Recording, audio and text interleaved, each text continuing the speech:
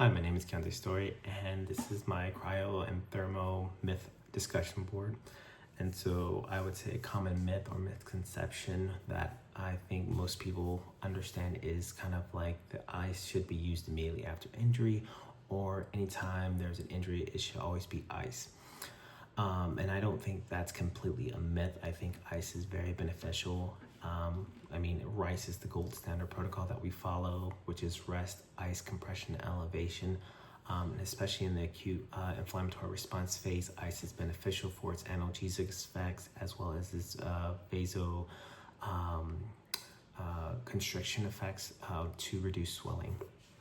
However, I would say you can ice for too long. This is where I would say you shouldn't always refer to ice, or at least understand the usage of ice in the sense of icing for more than 15 minutes is going to now trigger the hunter's response in the body, which is no longer going to promote vasoconstriction. It's now going to cycle through and trigger vasodilation, as it's the body's way of protecting itself.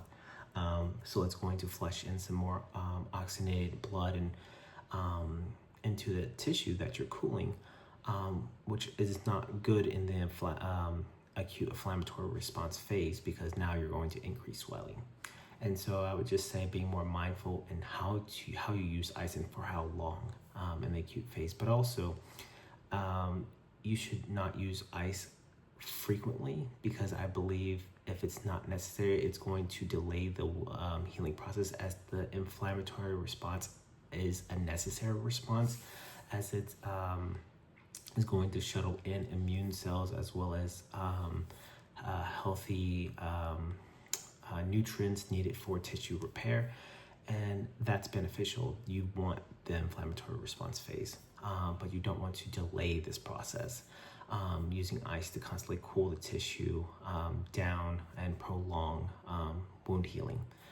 And so I would say when it comes to this myth of constantly using ice, it should be a bit more understanding. And an article found by Blakely et al. In 2012 in the British Journal of Sports Medicine kind of talked about getting rid of RICE, and going into POLICE, which is protect optimal loading, ice, compression, elevation. And I like the optimal loading because it kind of has a nice transition from the acute phase into the subacute phase, because you want to start loading those tissues, especially as those collagen fibers are being laid down in that subacute phase. So I think that would be much better applicable than just RICE alone, because you don't want to rest. You want to be able to move during the time as well. So that's my cryotherapy and thermotherapy myth discussion board. Thank you.